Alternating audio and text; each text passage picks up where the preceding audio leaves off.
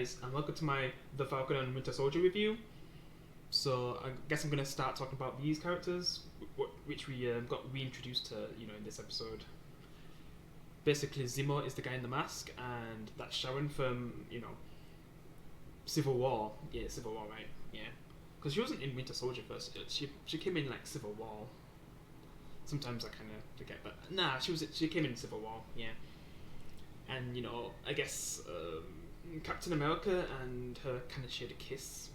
I mean, and I feel like, if anything ever happened to Black Widow, which, it did, I mean, like, she could easily replace her. Which is kind of messed up to say because, Black Widow's a legend at this point, and I can't wait to see her movie, but yeah. I mean, after this episode, getting to see her again and, seeing that she's still got it, yeah.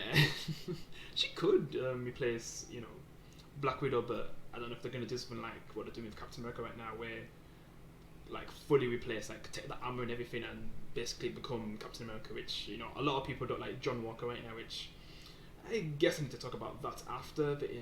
I mean, Sharon was pretty badass in this episode, and I'll kind of talk about why she was in this episode and why, Falcon and Winter Soldier needed her. And then there's Zemo, like, he comes back because basically Falcon and Winter Soldier are having a problem finding where this super serum's coming from.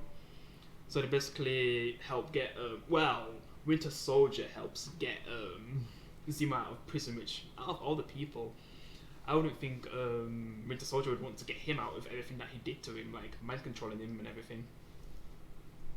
But I guess this is the only way to get the serum and to find the person who made it. So they have to work with Zemo in this episode, who's actually really entertaining, wow. Yeah. I mean, he was a good villain in Civil War. I mean, people didn't even realise he was the main villain until, I don't know, sometime after the movie came out.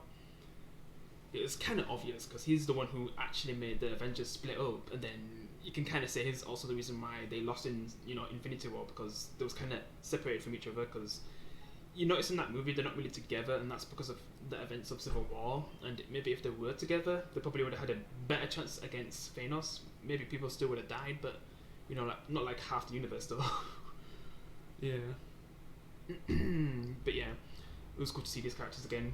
I mean, like, basically a lot of the cast from Civil War is in this episode. Zemo and Sharon, really cool. And I love Sharon's container scene where she's taking on all those guys, which it's just it gets to a point where it's just really funny, and literally they could have just went around the containers and surrounded her, but one by one, even though it's still badass, yeah.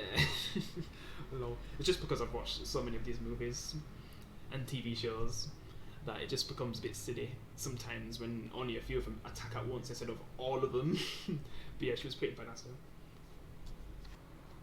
So yeah, I need to discuss about this because this was kind of messed up when I, found out about it. How this actor who's playing John Walker, who, basically replaces Captain America, and, a lot of people are not really agreeing with that.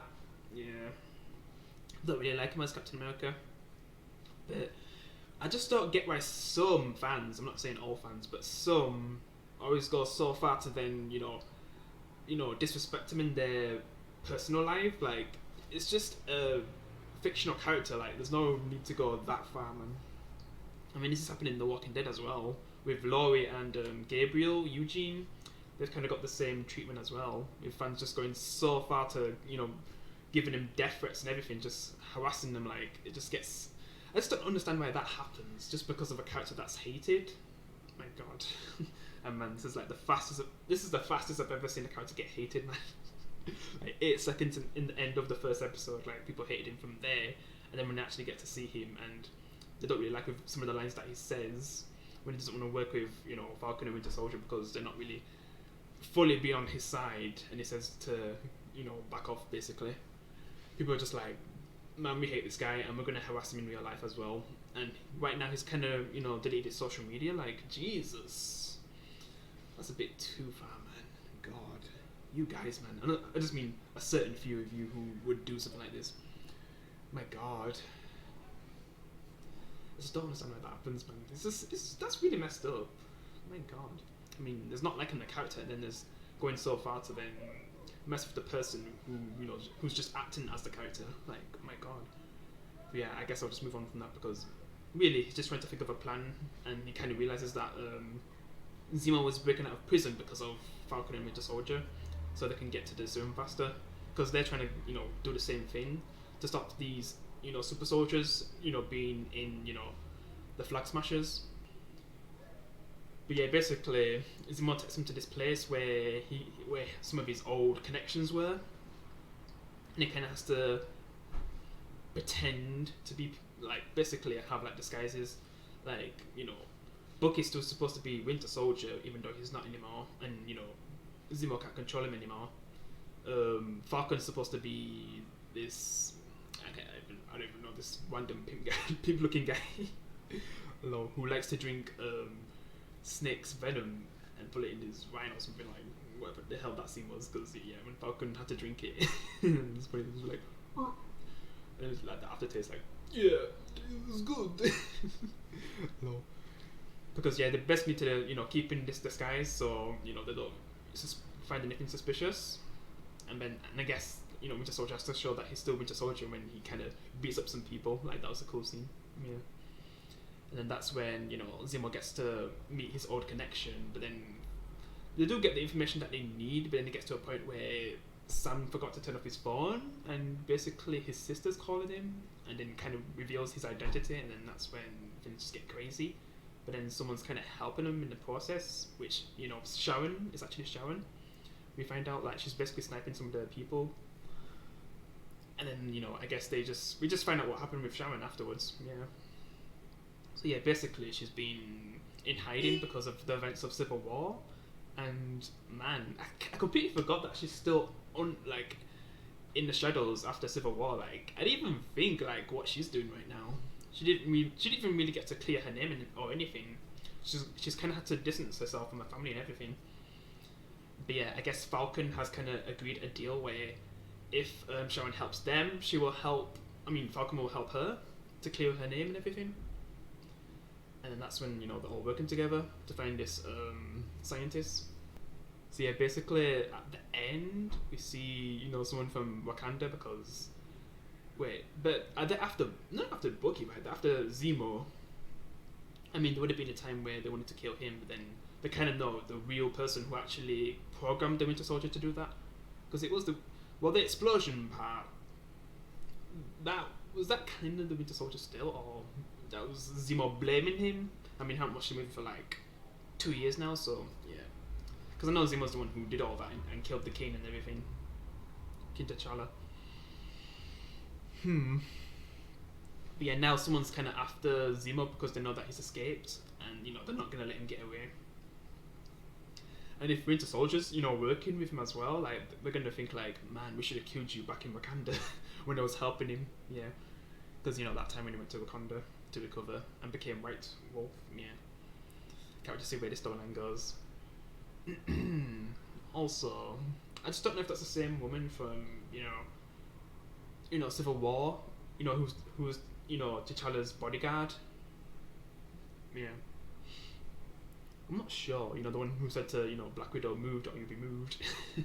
Yeah, I don't know if that's the same woman or I don't want to say anything else.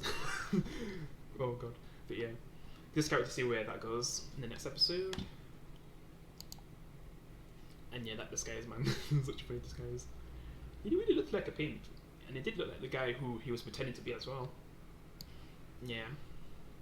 So yeah, this is the guy who kind of knows all and was doing a lot of experiments for Hydra, and then he was kind of doing stuff for the CIA as well. And then the Cardi situation with the Flag Smashers, he's kind of the reason why they got the serum, I think. And then I guess Carly, she has a mother who has an illness, and I guess she wanted to give it to her mother, but I don't think she was able to, and she passed away. Yeah, this guy kind of knows where Carly is and everything, so they kind of go to him for information, but then I guess Zemo for some reason kills him, and then that's when things go crazy. At the same time, this is when Sharon's kind of fighting all those guys near the container. But yeah, basically Zemo finds a car to help him escape and stuff. Zemo even gets some decent action scenes as well. Yeah. Yeah, this scientist guy just actually gave us a lot of information and how many test subjects there actually were and what he used with the serum and everything. Yeah. So I'm just going to move on. But yeah, so Carly, you know, she's just trying to do the right thing for these people, and I kind of, to a degree, actually agree with what they're doing, even though they're kind of going to very drastic measures to achieve what they need, because they are trying to help the people who suffered from the blip and who haven't really been supported after they came back. Because imagine if something like that happened in real life, and it's good that they're finally, you know, addressing like what would have happened after everyone came back from, you know, I mean, some people wanted to see stuff like when it actually happened, the first time it happened, you know, when everyone got snapped away. Yeah. I mean, I wanted to see it inside that time period, because we're kind of seeing like the aftermath when everyone's actually came back and how complicated things are right now. Yeah. But I just wish they kind of focused on the time where everyone was gone. Like, yeah. I mean, well, they can't really do that in, you know, Black Widow or anything. I don't even know what they could do that in now. But yeah, it's still cool that we're getting stuff like this with the, you know, snap and everyone coming back now. But yeah, after, you know, she mourns her mother, she kind of goes to, you know, steal more supplies, and yeah, I do agree with what she's doing to a degree. I mean, with the measures that she's taking, it kind of makes her a terrorist in her group. But yeah, to a degree, I guess I would agree with her, you know, from the people that are suffering from coming back from the blip and not really getting supported. She's trying to help them, so yeah. So, and I don't know if, like, basically was they in, like, in the same situation where there was a part of the blip and they came back, but then they had nothing, but then they got the super soldier serum, and then, you know, I mean, I don't know if I'm a bit wrong, but yeah, I'm just trying to keep up with this story. Yeah. I don't know, just for me, One Division was more simple to understand, you know, just straightforward. But yeah, because there is a lot going on, like they're trying to cover so much. So yeah, I am enjoying it though, like some good action and stuff. So, and even for the story, it's actually good. Yeah, because I wasn't thinking it was going to be better than One Division, but yeah, it actually has a decent story. But yeah, One Division, I still prefer that. Yeah. So yeah, guys, that was my review of Falcon and the Winter Soldier episode 3. Can't wait to see what happens next week. Bye, guys.